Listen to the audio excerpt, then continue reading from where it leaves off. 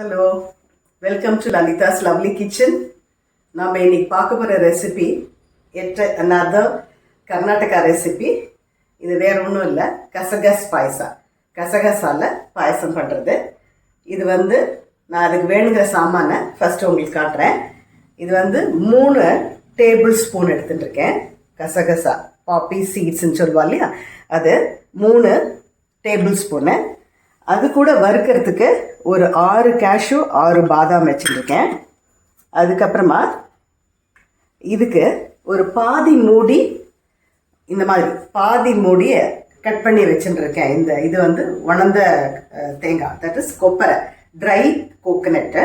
இது ஒரு half cut பண்ணி வச்சுருக்கேன். இப்போ இதெல்லாம் வறுத்துட்டு இதை அரைக்கணும். அதுக்கப்புறமா ஒரு 1/2 லிட்டர் பால் ஆல்ரெடி காய்ச்சி வச்சுருக்கேன். அது எப்படி பண்ணணும் அப்படிங்கிறத பார்க்கலாம். இப்போ நான் பாண்டியில் நெய் விட்டு வச்சுருக்கேன். கொஞ்சோண்டு நெய் விட்டுருக்கேன் இந்த பாப்பி சீட்ஸையும் இந்த பாதாம் கேஷ்யூவை வறுக்கிறதுக்கு. சொட்டு நெய் போட்டுருக்கேன். இப்போ பாப்பி சீட்ஸ் டப் டப்புன்னு அது வெடிச்சுக்கும் பாருங்க. இது கொஞ்சம் லைட்டாக வெடிக்க ஆரம்பிச்சிருக்கு இல்லையா, இந்த சமயத்தில் நம்ம எடுத்து வச்சுருக்கிற 6 பாதாம் 6 கேஷ்நட்ஸ் அதையும் போட்டு இதோட வறுத்துக்கலாம். இது ரொம்ப வறுக்கணும்னு அவசியம் இல்லை, கொஞ்சம் லைட்டாக வறுத்துட்டா போகிறோம் நெய்யில். அதுக்கப்புறம் இதை ஒரு தட்டில் ஷிஃப்ட் பண்ணிடலாம். இது ஆல்மோஸ்ட் ஆகிடுது. இப்போ இது ஆறுனதை மிக்சிக்கு ட்ரான்ஸ்ஃபர் பண்ணிட்டுருக்கேன். பாப்பி சீட்ஸு, பாதாம், அப்புறமா கேஷ்நட்ஸ், அந்த 3 போட்டிருக்கேன். இது நல்லா திரியணும் அப்படிங்கிறதுக்காக வேண்டி அதில் கொஞ்சம் 1 ஸ்பூனு சுகர் ஆட் பண்ணியிருக்கேன். இப்போ முதல்ல இதை போட்டு நல்லா திரிச்சுன்னு வரேன். அது நல்லா திரிஞ்சதுக்கப்புறமா இந்த கொப்பரையை அது கூட ஆட் பண்ணி தண்ணி விட்டு அரைக்கலாம், நோ ப்ராப்ளம். நல்லா நைஸாக மட்டும் அரைச்சின்னு வரணும். பாருங்க, இது நல்லா அரைச்சிட்டு வந்தாச்சு. கொப்பரை தேங்காய், அதுக்கப்புறமா பாப்பி சீட்ஸு, கேஷ்நட்ஸு, பாதாம் எல்லாம் நல்லா நைஸாக அரைச்சின்னு வந்தாச்சு. இப்போ நான் இந்த எப்போதும் சொல்கிற மாதிரி இந்த பாயச உருளியில் நீங்கள் எந்த பாத்திரத்தில் வேணாலும் போடலாம். இது கொஞ்சம் அடி கனமாக இருக்கும். Payasam normally I use in this vessel only, நல்லாயிருக்கும்ட்டு. ஸோ இந்த டம்ளருக்கு நான் 1.5 டம்ளர் வெல்லம் எடுத்துட்டு நல்லா தட்டி வச்சுட்டு அதில் போட்டிருக்கேன்.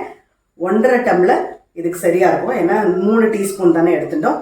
அப்புறம் பாதி கொப்பரை எடுத்துட்டோம். இதுக்கு 1.5 டம்ளர் வெல்லத்தை எடுத்து நான் இதில் போட்டு அதில் கொஞ்சம் தண்ணி விட்டுருக்கேன். இது நல்லா கரைஞ்சா போகிறோம். இப்போ வெல்லம் கரைஞ்சுடுத்து.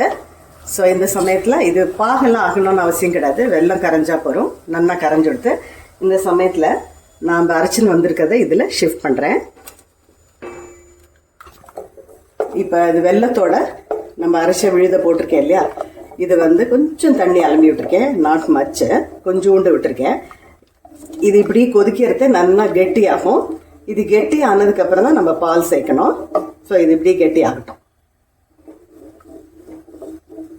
நல்லா கெட்டி ஆகிட்டு வருது. நான் இந்த டம்ளருக்கு 1.5 டம்ளர் வெல்லம்னு சொன்னேன். இதுக்கு ஜாஸ்தி போடனாலும் போட்டுக்கலாம், நீங்கள் கம்மியாக போடுறதுனாலும் போட்டுக்கலாம். ஸோ இதில் ஒரே ஒரு என்ன டிஸ்அட்வான்டேஜ்னால், இது அப்படியே ரொம்ப திளைக்கும் போது பால் அதில் விடக்கூடாது. அதனால நான் என்ன பண்ணியிருக்கேன்னா, பாலை ஒரு 1/2 லிட்டர் முன்னாடியே காய்ச்சி வச்சுட்டேன்.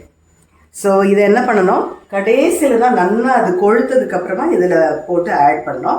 ஏன்னா அது கூட தழைச்சதுன்னா கண்டிப்பாக அது இட் வில் பிரேக், தெரிஞ்சு போய்டும். அதனால நான் வெறும் இது பண்ணி வச்சுட்டுருக்கேன். ஸோ இது நல்லா கெட்டியாக இருக்குது. இன்னும் கொஞ்சம் கூட கெட்டி ஆகட்டும்.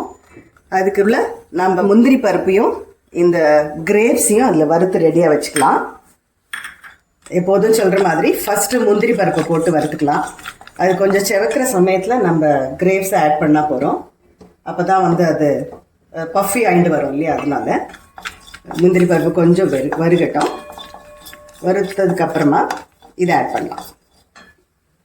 இது கெட்டியாண்டே வருது பாருங்க. அதுக்குள்ளே முந்திரி பருப்பு, கிரேப்ஸு அதுவும் ரெடி ஆகிடுது.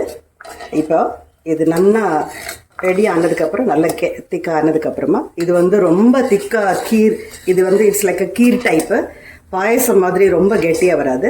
ஸோ இந்த அளவுக்கு ஆனால் போகிறோம். So what you can do, இதை நல்லா கெட்டி ஆனதுக்கப்புறம் இதை ஆஃப் பண்ணிடுறேன். ஆஃப் பண்ணிவிட்டு இப்போ பால் அதில் சேர்க்கலாம். பாருங்க, இது இப்போ மில்க் ஆட் பண்ணியாச்சு.